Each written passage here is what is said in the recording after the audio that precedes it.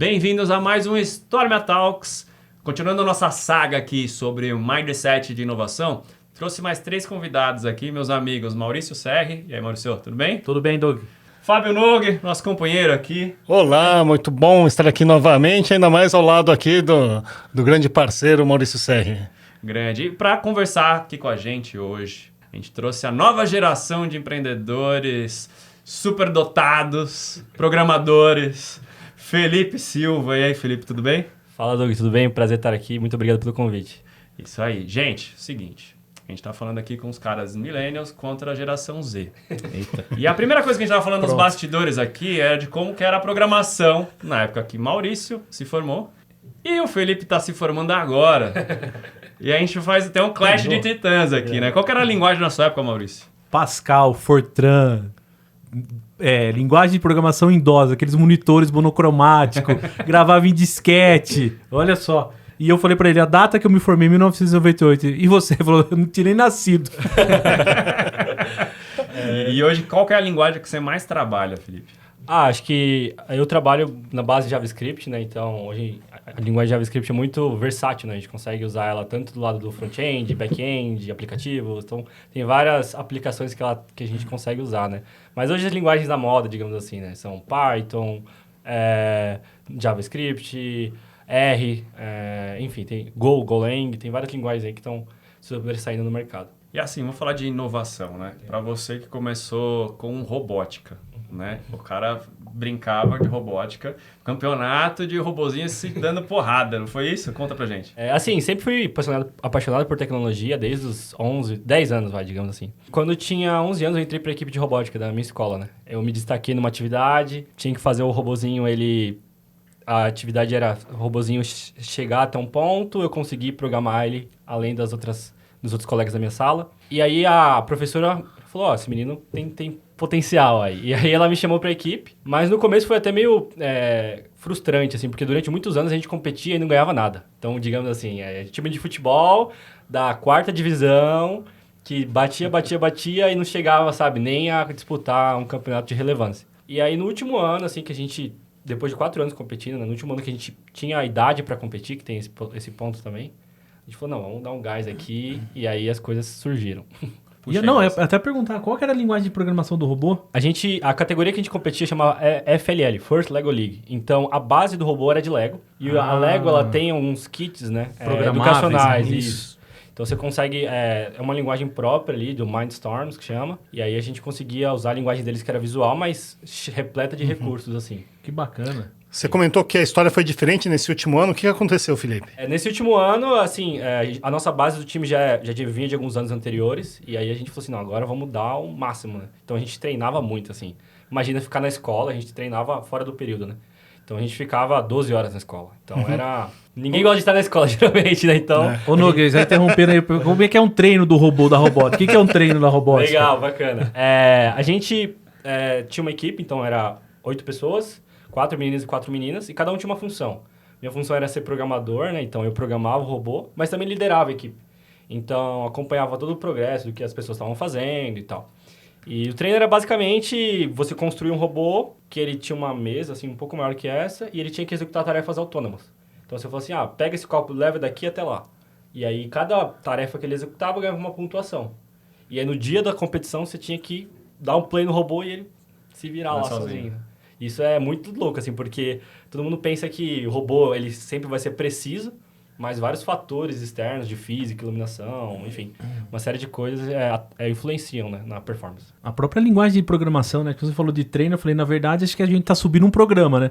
Você subiu um app e não pode ter nenhum bug. Quando falou de treino, eu falei, alguma coisa nessa linha de teste, né? Sim, e tanto de teste, né? Porque, assim, não só a parte autônoma importava, né? Como a parte física do robô, os mecanismos, né? Então, a gente fazia muitos mecanismos de engenharia, coisa que muitos alunos, às vezes, de engenharia não têm domínio, não aprendem a fazer. Mas a gente lá com 14, 15 anos, a gente fazia uns negócios bem avançados, assim, pra época. Isso eu vejo hoje, assim, a galera da minha faculdade fala, cara, acho que o conhecimento teórico dá certo, mas o prático... O grande diferencial. E como começou na sua vida, assim, teve alguma influência da família, algum parente?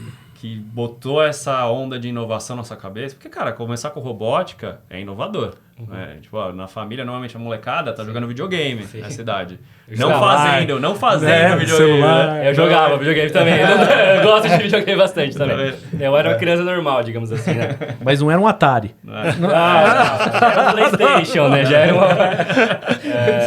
legal. Assim, meu pai, ele sempre foi da área de tecnologia, né? Então... ele sempre me incentivou muito nessa questão, assim, de aprender, de gostar, assim. E aí, quando eu tinha mais ou menos uns 8 anos, ele tinha uma revista na banca de jornal, né? Nem sei se tem isso mais.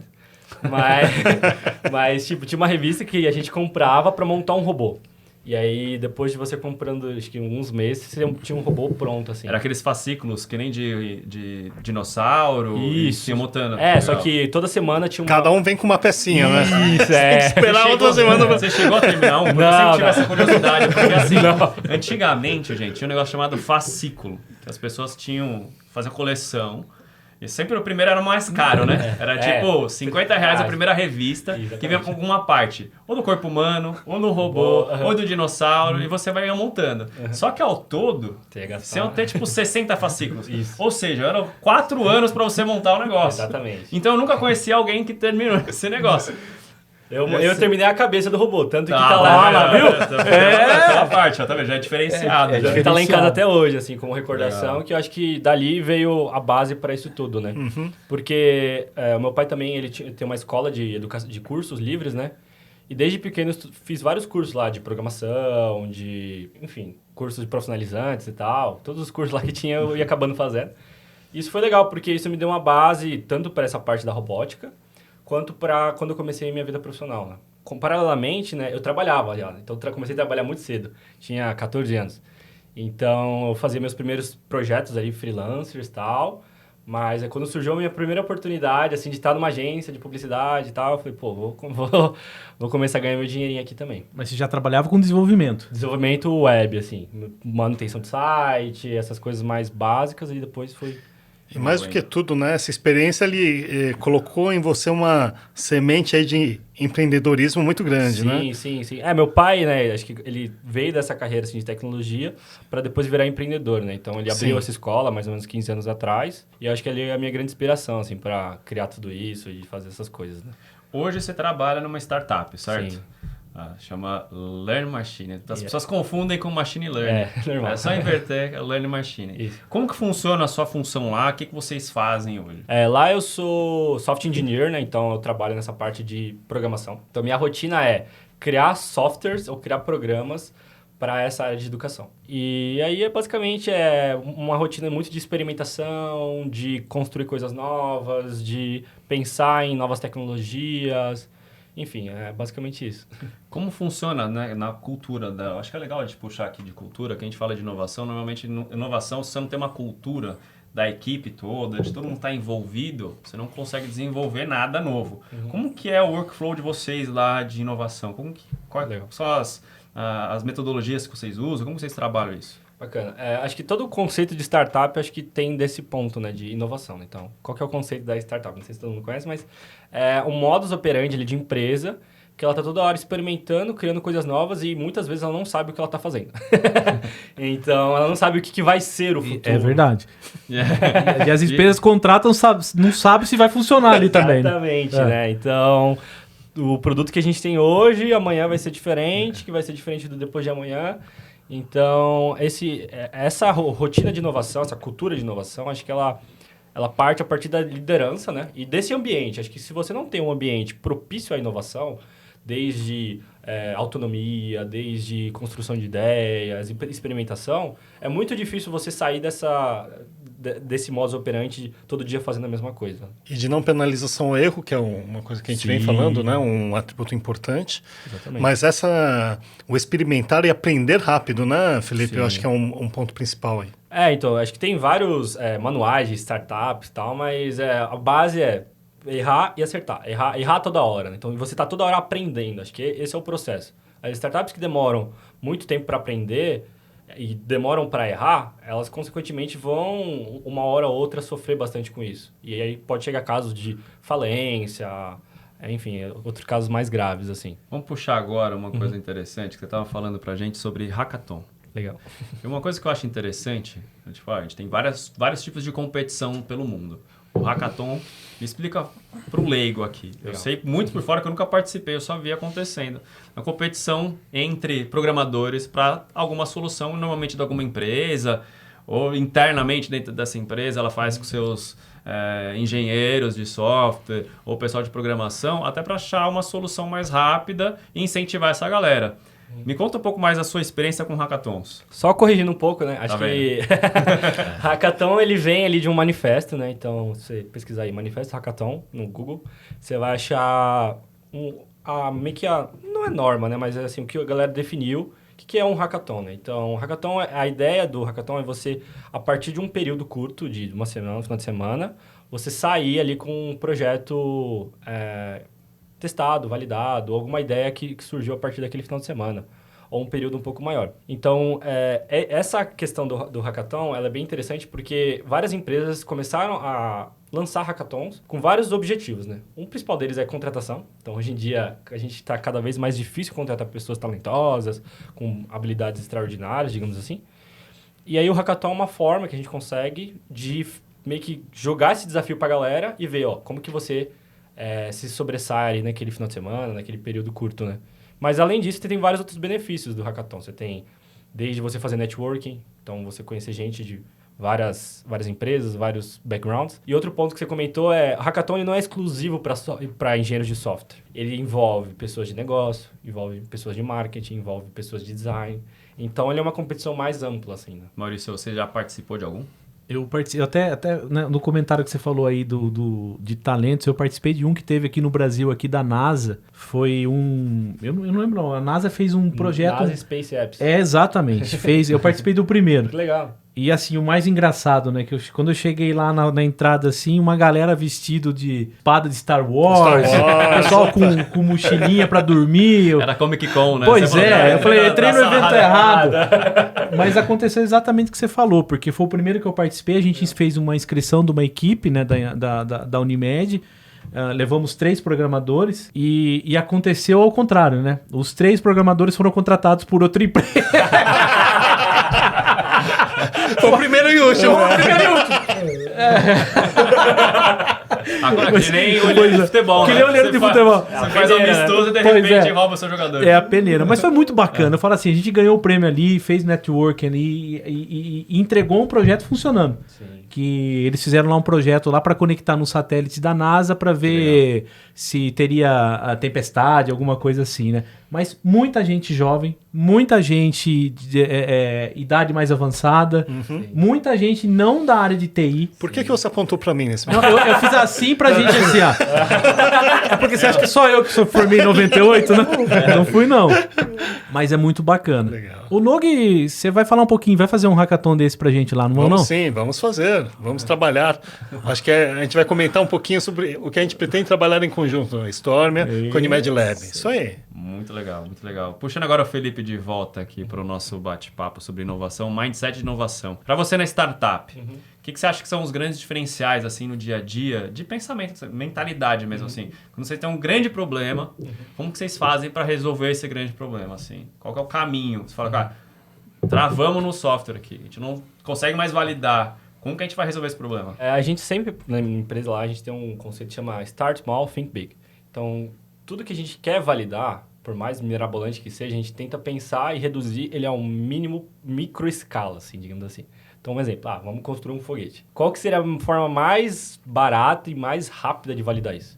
Eu vou construir um foguete de papel, jogar ele pra cima e ver se ele voa, se ele sobe, né? Pô, funcionou. Agora vamos partir para um foguete ali com garrafa PET, com monóxido de carbono e tal. Aí, enfim, e aí você vai iterando no processo. Então, eu acho que por mais que a gente tenha problemas complexos, gigantescos, a gente tenta reduzir eles nessa escala pequena, que isso ajuda muito. Porque tem muitos problemas que, às vezes, a gente começa a validar a ideia e, enfim, criar soluções em cima disso, que a gente consegue cortar pela raiz. Fala assim, cara, não faz sentido a gente investir nisso, porque a gente testou numa escala pequena, prototipou aqui o negócio e, sabe, não faz sentido a gente seguir nesse caminho. Então os dados mostram isso também.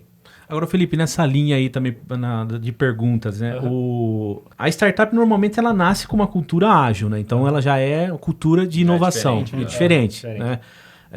Eu não sei o business de vocês, se é B2C ou B2B, mas B2C. é o B2C. A gente vê muita dificuldade no mercado quando a gente tem uma filosofia de uma startup, quando uma empresa de mercado tradicional, você traz a startup para fazer algo para você. Sim. E aí você tem aquela choque cultural, né? Muito choque.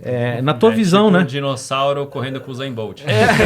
Mais ou menos isso, né? Porque começa pelo fluxo de contratação, né? Que às vezes tem muito tradicional, aí você fala, poxa, pergunta simples que eu já ouvi ali em grandes empresas, né? Quanto foi aí os últimos 3 faturamentos da sua startup? Falando, mas eu comecei esse ano, então não tenho, né? Exatamente. Então, como é que você enxerga a startup entrando na empresa tradicional para oferecer um tipo de serviço? Eu já trabalhei nessa área de B2B, né? Então, no meu antigo emprego, eu trabalhava com uma startup de educação focada no B2B. Para escolas, basicamente. Enfim, agora o business cresceu. Mas, então, esse meio, acho que toda contratação de software B2B, ele tem um processo muito longo e arrastado, digamos assim. E são poucos os cases do mundo que eles conseguiram entrar em várias empresas com uma velocidade absurda. Então, pegar um exemplo deles é o Slack.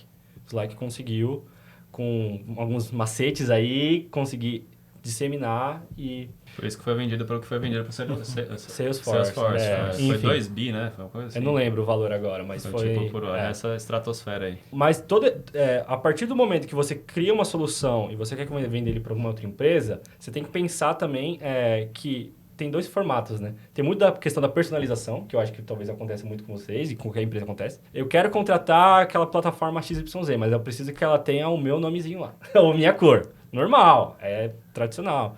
E aí a startup, ela tem que ver se ela... Quando para nisso é bom, né? Você já é o ponto principal. Já é o ponto principal. Mas aí depois começa a questão de personalização, consultoria, enfim. E aí cada startup, ela lida de um jeito diferente, né? Nessa questão da contratação, questão também de SLA, uma coisa que é bem comum das empresas fazerem, né?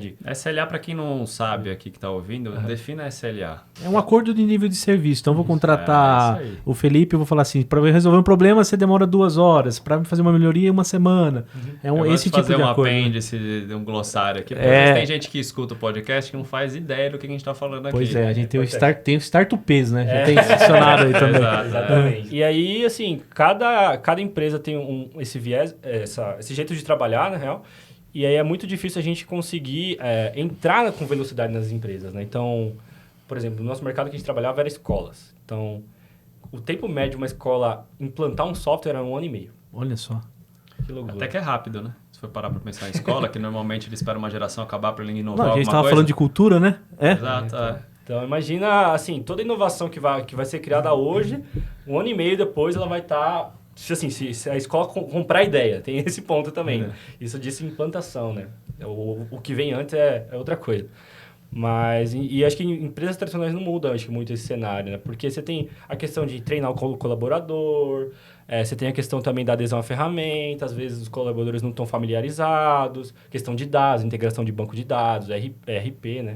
Quais são os maiores desafios aí, Felipe, para ter um processo mais de fast track, um processo mais ágil de contratação na sua visão? Um ponto que é bem importante, acho que tanto para o lado da empresa quanto do lado da startup, é você ter uma ferramenta já encaixotada, digamos assim. E depende do estágio da startup. Se você pega uma startup que ela está muito early stage, então ela está começando agora, traduzindo aí, né? Early stage é as startups que estão nos seus primeiros anos de vida, né? Estão começando agora.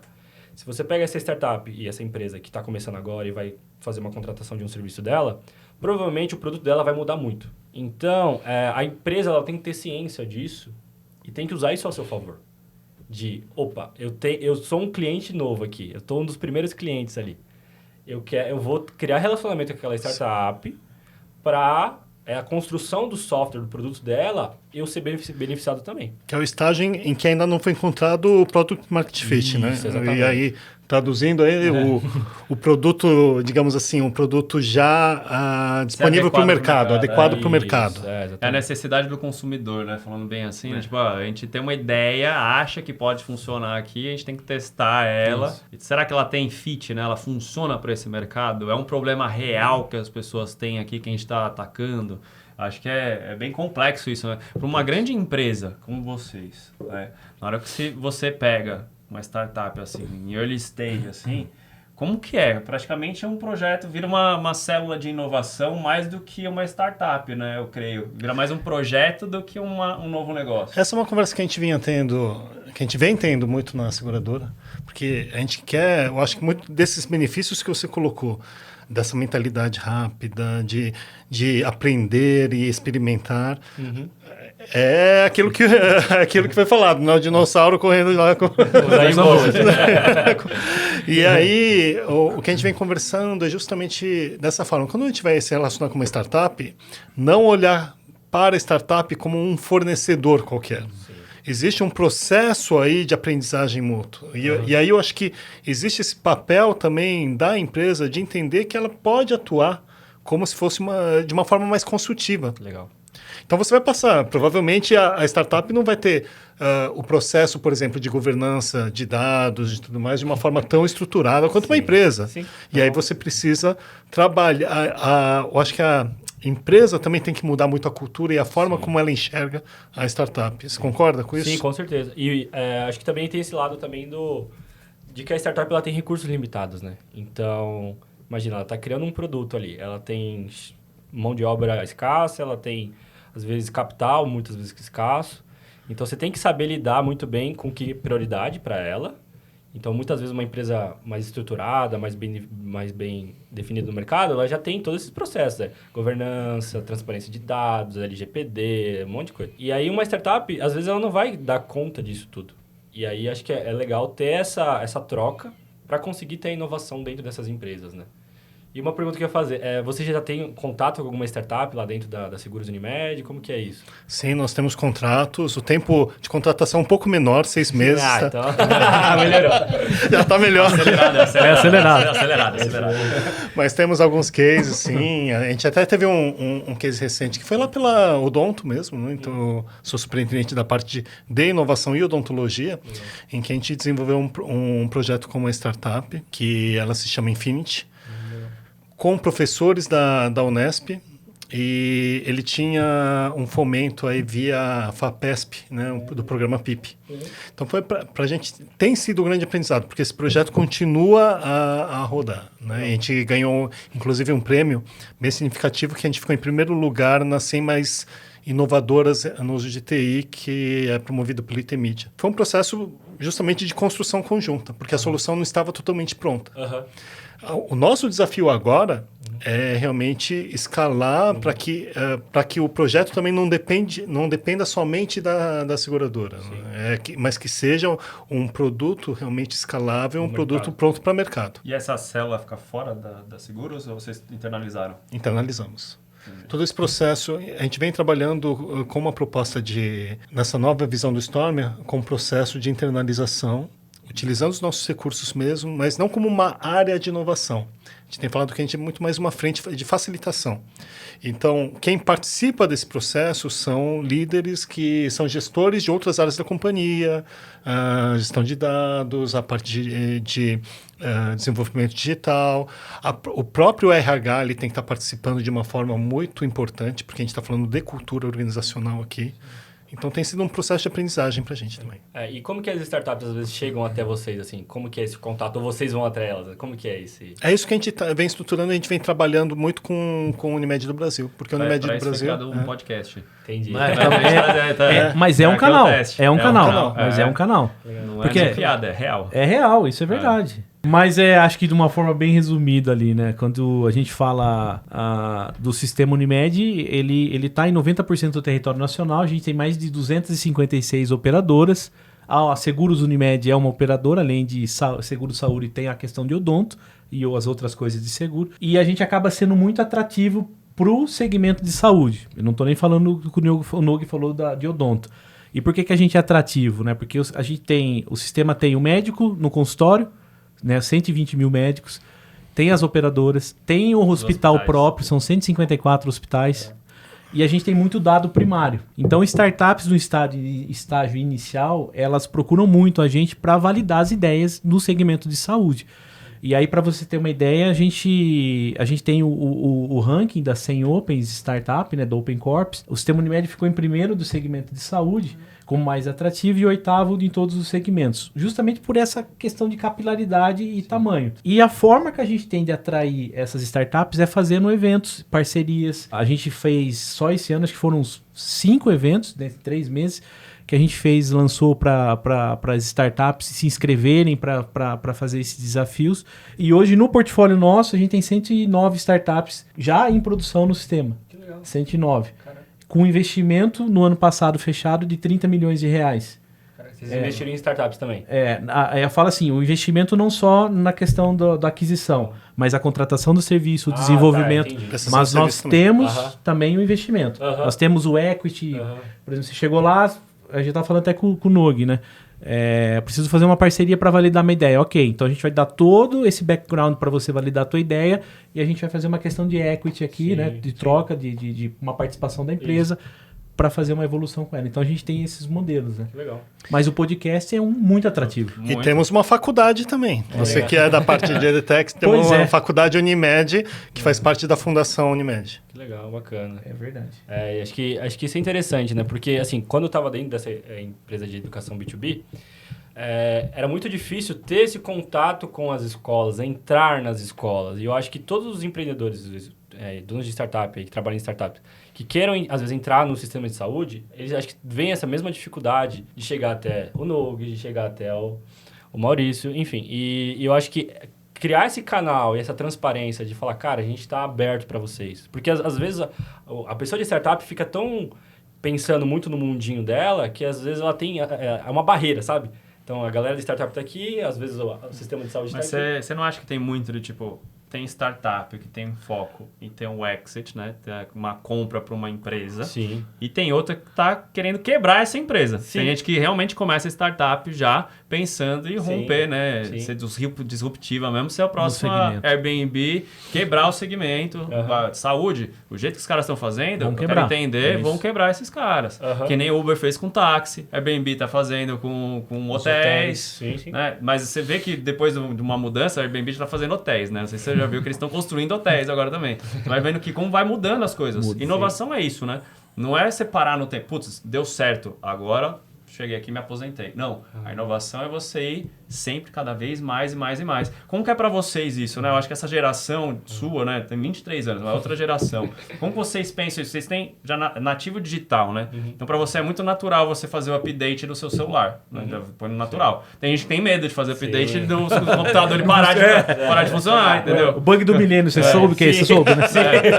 Aprendeu a história da história. Mas ele nasceu depois. Mas foi no livro de história. Nasci em 99.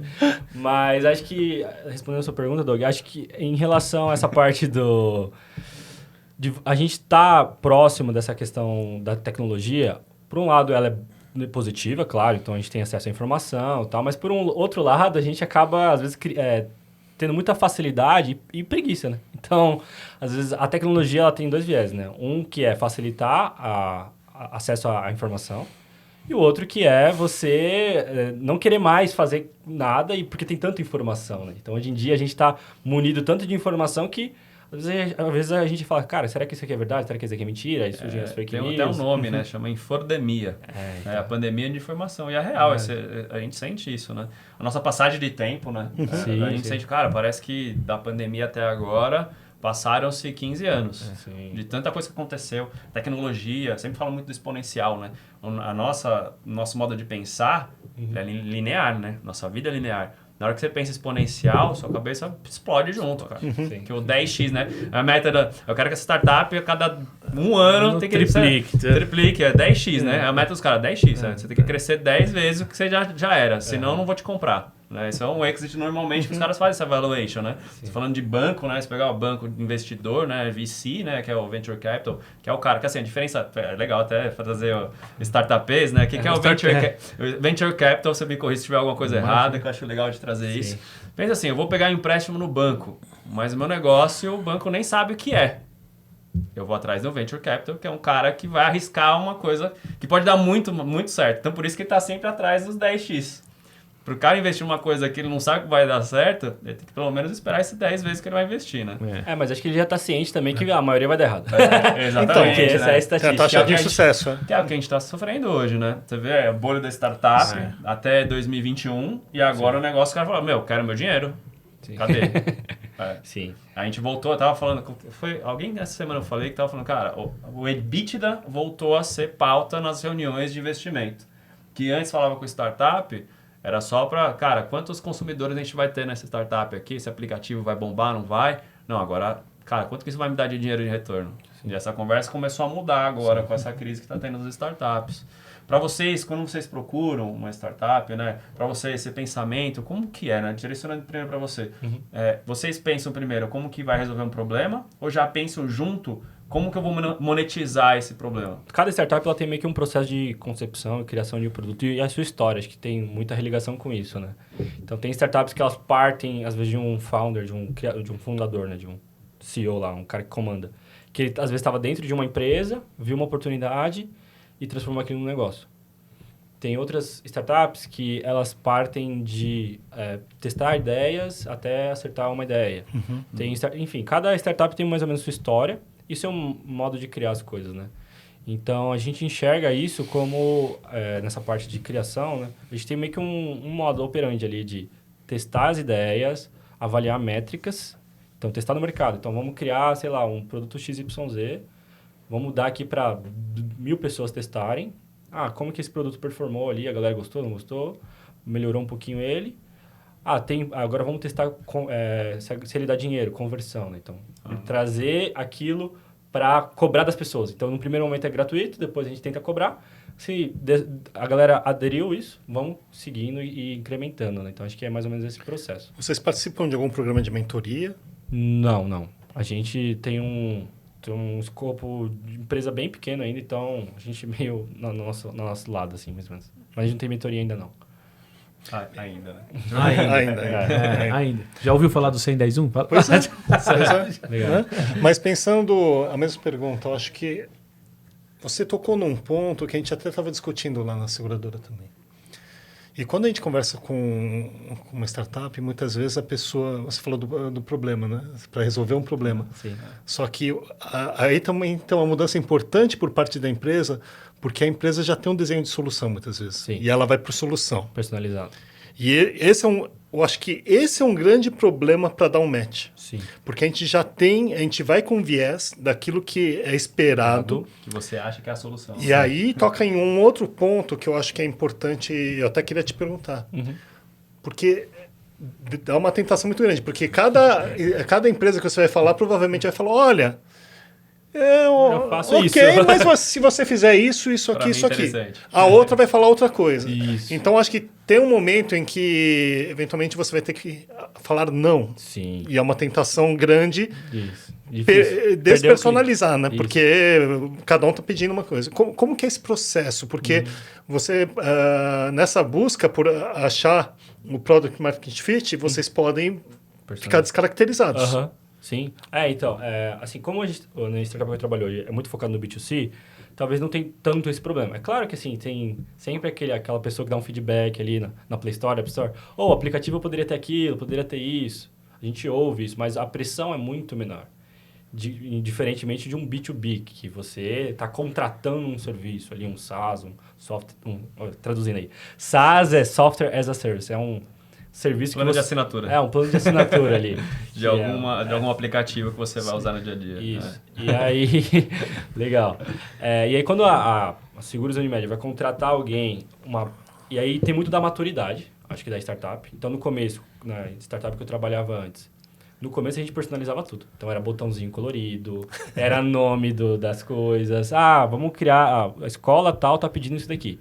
Vamos lá implementar aquilo. A escola tal tá querendo isso daqui. E aí a gente entrava muito nesse conflito, né? Pô, os caras estão trazendo dinheiro pra gente. Será que a gente deveria fazer? Será que a gente não deveria? Vira fábrica de software no final do dia, né? Exatamente. Então, entra nesse dilema entre fábrica de software, né? E um produto de prateleira. Porque ele mata justamente a escala. Exatamente. É um dilema, um dilema. Um dilema muito grande. E aí, quando a gente começou a entender melhor o nosso mercado, ter um produto mais digamos assim, com mais aderência de clientes, a gente começou a entender, falar um pouco mais de não. E aí até chegar e falar assim, cara, nosso produto é isso. Se quer consultoria, é um serviço que a gente pode oferecer à parte, ou tem empresas parceiras que oferecem esse tipo de serviço. Então a gente conseguiu fazer negócios a partir dessas customizações, entendeu? E aí gerar mais dinheiro. Porque em vez de o cara falar assim, eu quero o botão X. Legal, você quer esse botão, mas só vai servir para você. Então a gente vai fazer essa customização. Custa X. Custa X.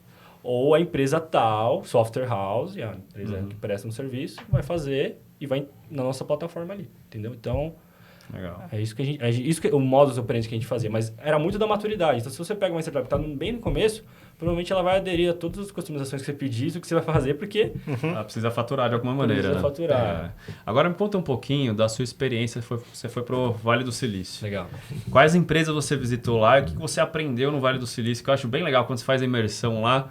É um negócio que pira a cabeça de qualquer pessoa que pensa em programação e inovação. E você foi pro Vale como premiação. Isso, do Hackathon. Então você pode até voltar um pouquinho antes, falar da premiação e aí depois responde o Doug. Então, que nem eu falei, eu competi muitos anos com robótica. Em 2015 cheguei a ser campeão mundial de robótica, lá na África do Sul. E aí, aquele sangue de competição sempre estava dentro de mim, assim. E aí eu me formei no ensino médio, aí na faculdade tinha equipe de robótica, mas não sentia que era a mesma coisa. E aí veio os hackathons. E aí acho que foi legal, assim, começar a participar dos primeiros, ter a frustração ali de não conseguir. Então, o primeiro que eu participei foi da Visa, não deu certo, não ganhamos. Aí depois veio da Uber, várias empresas. E aí, no 2021, eu participei do primeiro que eu ganhei. E aí foi uma experiência muito legal, porque o prêmio, assim, era muito legal, era um iPhone, né? Então, você já tava ali, quero ganhar esse celular ali, né? E a empresa era uma empresa de jogos, né? Então, a proposta era bem diferente. Eu nunca tinha criado um jogo, assim, né? Já tinha criado alguns quando era menor, mas em equipe, assim, é diferente, né? Então, eu formei um time com alguns amigos que eles programam jogos, né? E a gente fez um Bomberman em realidade aumentada. Isso é legal, hein? Pois é. Eu joguei Bomberman, meu. Bomberman é muito bom. É um clássico. Clássico dos Depois clássicos. eu mostro pra vocês aqui, dá pra mostrar. Que legal. E aí, assim, foi legal, assim, porque a gente ganhou aquele prestígio e tal, mas estava na época da pandemia. Então, foi tudo remoto. E aí, no ano passado, surgiu um outro hackathon que era da empresa Herbie, de hotel urbano. E aí, eu falei, vamos participar de novo, tá? A gente formou meio que a base do outro time que tinha ganhado e falou, vamos tentar ganhar esse de novo. E aí, o prêmio era uma viagem pro Vale do Silício, que aí lá ia ter a premiação e tal, e aí você ia conhecer ali algumas empresas e tal. E aí, foi bem legal, porque a gente construiu ali era um chatbot para ajudar em enchentes. Porque a proposta do hackathon era você usar a inteligência artificial, alguma técnica, para você resolver o problema das enchentes na Baixada Fluminense. Porque lá tem muito... não só lá, mas em São Paulo, o Brasil inteiro tem problema. Lá todo ano. Exatamente. E aí a gente fez um chatbot que as pessoas... ele ficava monitorando as chuvas da sua casa, você cadastrava o seu endereço ali, ele ficava monitorando. Quando ele enxergava um pico muito grande de chuva, né, um potencial de desastre, ele pedia para a galera tirar foto e aquilo gerava meio que um banco de fotos de vários lugares da cidade, em um lugar só. E aí você conseguia visualizar, como que tá a rua tal, como que tá a rua tal. E aí já tinha a integração ali com a Defesa Civil. Waze de chuva. Não só de chuva, mas de alagamento, né? De enchente e tal. E aí, muito bom isso. Legal. Aí a gente, com esse prêmio, a gente conseguiu, né, ir pra Você lá. estava em quantas pessoas? Era 4 pessoas. 4. E o legal é que, assim, era 3 pessoas aqui de São Paulo... Não, na real eram 5 pessoas, desculpa. Eram 3 pessoas aqui de São Paulo e 2 amigos que estavam na Coreia. Aqui o fuso horário legal de trabalhar. Então, mas era legal, assim, porque lá era mais 12 horas, né? Então, às vezes, quando a gente estava dormindo, eles estavam trabalhando e a gente conseguia meio que... Então, era 24/7, assim, o time full time. Exatamente. E aí foi um final de semana que foi de muito trabalho, mas foi muito recompensador, assim, porque em um final de semana foi o hackathon e na outro final de semana eu já estava lá em São Francisco, assim, né? Então foi um paradigma muito doido, assim, de você falar, cara, tô aqui e aí outro final de semana já tô ali na premiação e tal, e vendo a galera, foi bem legal. E aí, respondendo a pergunta do Doug, desculpa. A gente visitou Apple, a gente visitou Stanford, a faculdade, né? A universidade. O evento, ele foi em Berkeley, que é uma universidade bem famosa lá. Foi no estádio de futebol americano deles, né? no irado. camarote, assim, né? Então, foi um jantar. Tinham quantos times? Que isso aí é interessante de falar, né? Tipo, eu ganhei, tinham 2. Não, Agora, eu ganhei, tinham 3 mil. acho que eram, se não me engano, 40 times. Já bom pra caramba, bom demais. E aí... Eram todos brasileiros? Porque a gente tava definindo um problema brasileiro, ou tinha o mundo todo? Não, é que assim, quem estava organizando era uma entidade de estudantes brasileiros fora do Brasil. Ah, tá. Mas você podia ter estudantes brasileiros, não tem problema, mas quem organizava era a Hub junto com essa entidade, né? Então, tinha gente morando no mundo inteiro, né? Mas a maioria era brasileiro.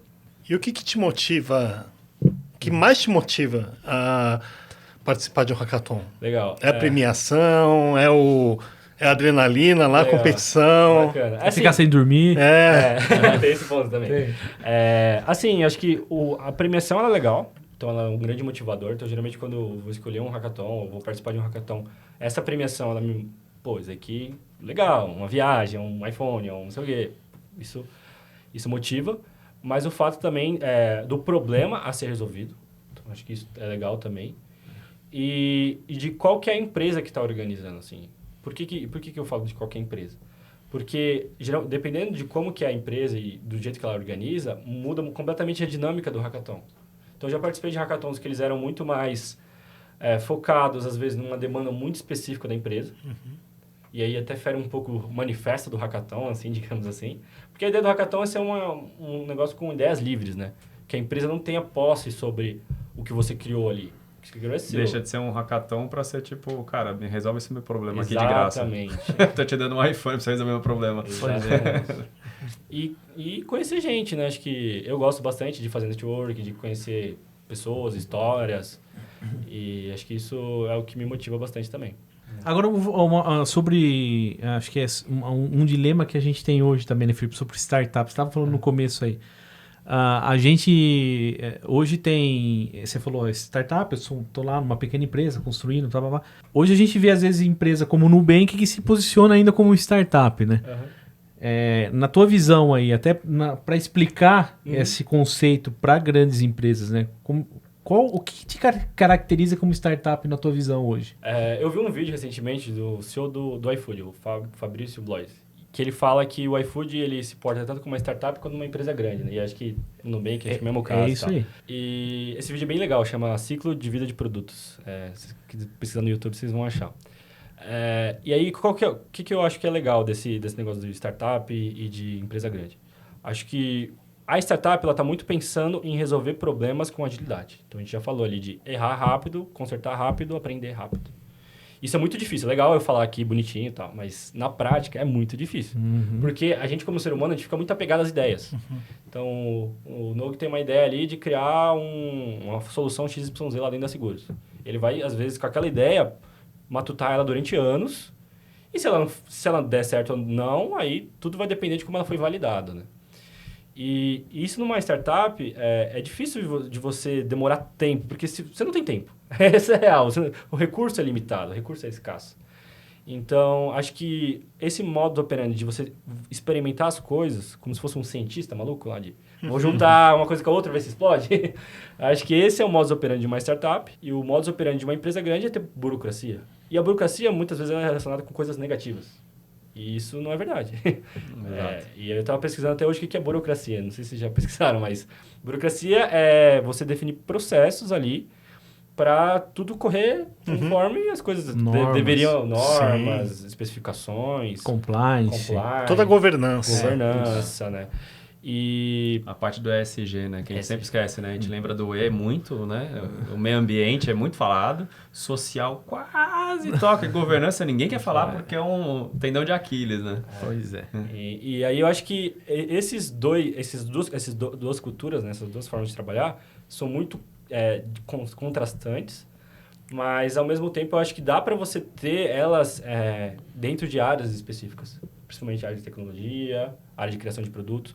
Porque uma startup, a partir do momento que ela começa a se comportar como uma empresa grande, ela tende a falhar mais também. Esse é o ponto. Então, pegar o caso do Netflix, por exemplo. O Netflix foi o maior case aí de startup que quebrou a Blockbuster lá. A Blockbuster era um negócio que ninguém falaria que ia falir. Aí faliu. Exatamente.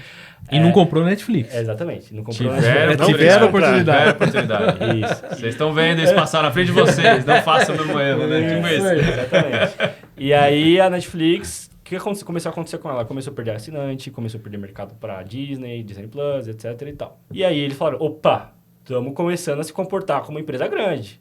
Se você for parar pra pensar quais os últimos produtos que a Netflix lançou, em cenário global, assim, depois que lançou o que deu certo, não teve muita coisa, assim, que emplacou.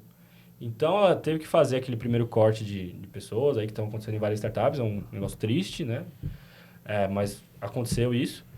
E aí, as coisas começaram a mudar. A receita começou a crescer novamente, se reorganizaram lá dentro e tal. Então, eu acho que essa cultura de uma startup para passar para uma empresa grande e parar ali, eu acho que não dá certo. Ela tem que estar toda hora se reinventando, experimentando novos produtos, novas ideias. O que eu já ouvi, que eu acho muito interessante, a startup, para ela dar certo, ela não precisa de dinheiro.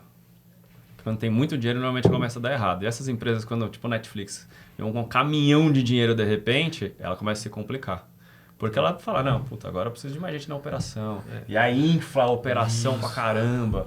Aí enche de flores, coloca pebolim em todos os andares, faz um monte de coisa pro pessoal. Você fala, cara, tá, mas no final do Posso dia... operar no vermelho, né? Tá tudo certo, tem dinheiro, tá entrando aí à vontade. Nessa visão, a inovação tem muito a ver com escassez. Se a gente Porque parar você pra sempre pensar. tem que resolver problema. Porque se você tiver fartura, você não vai parar para fazer as coisas diferentes. Exatamente. É um pouco da provocação que o Felipe falou, né? Por isso que eu acho que empresa grande, quando ela vira empresa grande, ela muda de postura. Porque tem dinheiro em caixa. E startup está acostumada a trabalhar sem caixa. Isso. Sim. E nesse ponto, então, você comentou um conceito de startup muito mais como uma cultura e um modelo de gestão. Isso, exatamente. Uhum. Eu acho que... Da experimentação, né, Nuno? Experimentação. Para mim, startup é Não perder a experimentação. Experimentação. É você tá toda hora assim, cara, meu produto é seguro. Por exemplo. Eu vendo seguro de carro, casa, sei lá, iPhone. Agora vamos experimentar o seguro de cachorro, sei lá. Vamos testar. Ah, deu certo? Não deu? Como que foram as métricas? Qual que é o modelo de negócio? Quem está fazendo isso no mercado? Análise de competidor. E aí você experimenta, testa e conclui alguma coisa. Deu certo? Não deu certo? Aí depende do experimento, né? Isso é fase de um experimento, de você concluir uma coisa ou não. Mas a partir do momento que você evita fazer esse tipo de coisa, você dá brecha para outras empresas fazerem e aí serem seus competidores e dominar o mercado. Muito bom. A gente encerrar. Fala pra gente um pouco da sua experiência na Copa do Mundo do ano passado. Vamos datar esse podcast aqui. Vamos falar do Catar. Você foi pro Catar. O que você viu de interessante lá? Conta pra gente. Legal. Fiquei 40 dias no Catar, né? Então, vi a Copa do Mundo inteira, desde antes da Copa até depois da Copa. E uma coisa que eu concluí, assim não viajei para alguns países já, mas acho que quanto mais pro outro lado do mundo, né? Mais pro Oriente, as coisas são muito mais diferentes, né? Parece que é um outro mundo que a gente vive, né? A gente vive numa vida tão cotidiana, tão rotineira, que às vezes a gente não percebe assim, que existem outros lugares, outras formas de viver, outras formas de trabalhar. Né?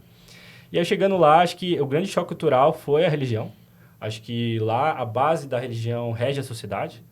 Então, nas decisões políticas, nas decisões sociais, nas decisões econômicas.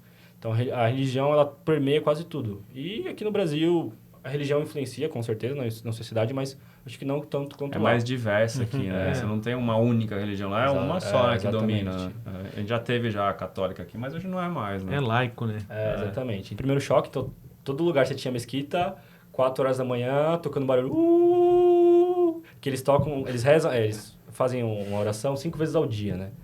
Então, toda vez que eles vão fazer essa oração, toca esse barulho lá para eles chamarem para a galera ir para a mesquita. E era legal assim, porque dentro dos estádios você tinha áreas dedicadas para a galera fazer esses rituais de oração.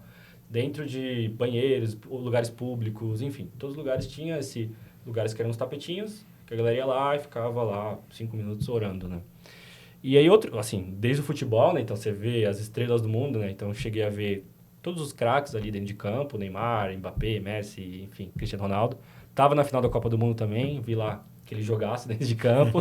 Que jogo. E uma pena que não é nosso Brasil, né? Fiquei muito triste por causa disso. Não teria sido tão bom o jogo, eu acho.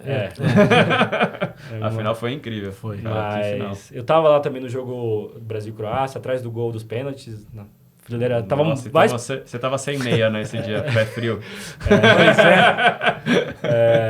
Enfim, tava em vários jogos ali. Todos os jogos do Brasil que o Brasil jogou, eu assisti lá. Enfim, acho que foi uma experiência muito enriquecedora, porque é muito difícil você juntar pessoas de vários lugares do mundo em um lugar só. Então isso foi muito enriquecedor. Você ia no metrô, era uma festa, assim, porque a galera começava a bater palma, pular. E Doha, o Catar, né, que é a capital onde foi a Copa do Mundo, e Doha, que é onde que é a capital, é um país muito pequeno, então 3 milhões de habitantes. São Paulo tem 25 milhões. Então... 3 milhões é no Itaim Vila Olímpia, que tem 3 milhões. Exatamente. Então, imagina, o país inteiro ali dentro de um metrô com culturas diversas, com pessoas totalmente de qualquer lugar do mundo. Então, era bem legal, assim, essa troca, assim, porque toda hora você estava aprendendo uma coisa nova, assim, desde hábitos comuns, por exemplo, que eu não sabia, mas... Os islâmicos, né, eles não consomem carne de porco. Então, a carne de porco é tão proibida, né, digamos assim, quanto uma droga ilícita ali, enfim. Então, bacon para eles é mais do que pecado, né? É um crime se eles consumirem isso. E aí é muito engraçado você conversar com as pessoas que moram lá, ou de países árabes, que tem a religião islâmica, porque você fala, tô comendo uma feijoada, manda uma foto ali, um churrasco de uma linguiça. Os caras, por que você tá comendo isso? Tipo, negócio nojento, sabe? Uhum. Então, foi bem legal. E na parte tecnológica, assim, o que você viu? A abertura, o que você viu de interessante lá para trazer de inovação, assim? Legal. Assim, lá eles investiram muito pesado na Copa do Mundo, né? Então, acho que investiram, se não me engano, 10 vezes mais que a Rússia e o Brasil investiram na Copa. Acho que 200 bilhões, assim. E esse investimento não foi só no futebol, foi no país, né? Então, você pega ali desde cidades que eles construíram inteiras, prédios, assim, e com uma velocidade absurda. Então, eu conheci gente que mora lá há 10 anos, e falou, cara, aqueles prédios ali que vocês estão olhando, nos últimos 2 anos os caras construíram. Tinha nada ali. Tipo, tinha nada. Agora tem um prédio bonito, tecnológico, e desde prédios, cidades, o próprio metrô, né, que permeia quase a cidade igual do Brasil, né? Que tem metrô da nossa Copa que não está pronto. De 2014 agora em 2023 não está pronto ainda. Exatamente. Mas agora vai ter a Copa do Feminino, né? Em 2027, não é? Que é aí que vai entregar, aí né? vai entregar. Era uma Copa. Vocês não explicaram qual era a Copa. Vai entregar na Copa. E aí, assim, e até aplicativos de delivery, você vê, assim... por exemplo, lá os motoboys, eles têm uma bag super tecnológica, com um anúncio passando... com refrigeração e tal. Então, você fala, cara, aonde que a tecnologia vai, né? Desde o prédio bonito, metrô, motoboy, enfim, e carros e uma série de coisas, né? Então, é bem interessante você ver esse contraste de um país que era base de pescadores, de joias, para um país extremamente tecnológico, com uma série de coisas. Eu lembro de ter visto o próprio VAR na Copa do Mundo era diferente, né? Sim, é uma nova tecnologia. Você vê, é uma nova tecnologia, né? Aqui, não sei se a gente acompanha futebol, mas o quanto demora o VAR lá era assim, instantâneo, né? Instantâneo. 30 linhas ali, não tinha questionamento, né? Exatamente. E muito mais sensores, muito né? mais sensores. E até a própria... O ar-condicionado nos estádios, né? A maioria dos estádios tinha ar-condicionado, né? Então, você sentia um frio, você tinha que ir de blusa pro jogo. Era meio bizarro isso, né? No deserto, né? Você vai pensar que o Catar é no meio do deserto. Então, foi uma experiência muito enriquecedora, porque eu cheguei a ver o que era Doha antes da Copa, o que era Doha durante a Copa e o que era Doha depois da Copa, né? E aí você vê vários contrastes ali de várias coisas, várias culturas, muita coisa que aconteceu ali de shows, teve muitos eventos ali durante a Copa. Então, deu para acompanhar shows de vários DJs famosos, David Guetta, a própria Loki tocou lá. Muita gente famosa, brasileiro, indo para lá. Então, você tinha contato ali na rua, ali, tava todo mundo com camisa do Brasil, todo mundo igual, né? Então, era legal, assim, essa troca. Assim, muito bom trazer uma nova geração aqui pra gente ver uma nova perspectiva, um novo olhar, assim, pra gente aprender bastante. Obrigado pela presença aqui, Felipe. Foi muito legal, cara. E continua nessa jornada. Quando estiver certo lá a Learn Machine, fala pra gente os produtos lá pra gente ver tudo que tá certo lá. Pode deixar. Acho que eu que agradeço o convite. Acho que tá aqui é uma oportunidade muito grande, assim, de tá falando um pouco mais do que é uma rotina de uma startup, né? Que às vezes... Acho que quem tá do lado de lá ouvindo, tá? Cara, o que é esse negócio? Parece que é um funciona, negócio... né? Parece que é um negócio de outro mundo, assim, mas não, é um trabalho... Não, acabou a startup, quebrou, era modinha, né? Não é, né? Não é um trabalho como qualquer outro, né? Acho que Conversar com outras gerações, né? Exatamente. Mas acho que tem muita coisa legal para para sair não só na minha empresa, mas em outras startups, no mercado como um todo, né? A gente já viu aí ChatGPT, inteligência artificial, um monte de coisa aí saindo. Então é legal a gente estar de olho na tecnologia porque ela é o presente e é o futuro aí. E eu tenho só a agradecer aí por falar um pouquinho. Obrigado, gente. Obrigado meus companheiros de mesa aqui, Maurício e Fábio. Obrigado. Prazer. Muito obrigado. Valeu demais e até a próxima.